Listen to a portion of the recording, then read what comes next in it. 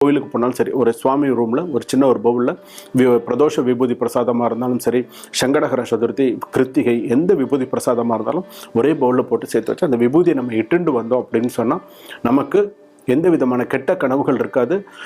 சரீர நிவர்த்தி, அதாவது எந்த விதமான நோய்கள் நமக்கு அண்டாது. அந்த விபூதியில் துளி போட்டு நம்ம உள்ளுக்கு சாப்பிட்டோம் சொன்னால் எந்த விதமான நோய் அண்டாது அப்படின்னு சொல்லுவாங்க. இது விஷயம்.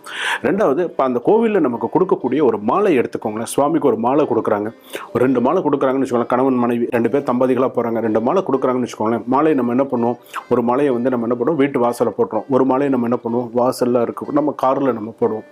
கூடியமான வரையில் நம்ம செய்யக்கூடிய ஒரு தவறு என்ன அப்படின்னு கேட்டிங்கன்னா, சுவாமிக்கு போட்ட மாலையை காருக்கு கண்டிப்பாக நம்ம வெளியில் தொங்க விடக்கூடாது. அது நம்ம வெளியில் தொங்க விடும்பொழுது அது என்ன அப்படின்னு கேட்டிங்கன்னா, அந்த மாலை நம்ம நிறைய உதிர்ந்து ரோடெல்லாம் அந்த மாலையெல்லாம் நிறைய உதிர்ந்து அது மற்றவருக்கு கால் கை நிறைய அது மிதிப்பட்டு அது ஒரு அபசகுணம் அப்படின்னு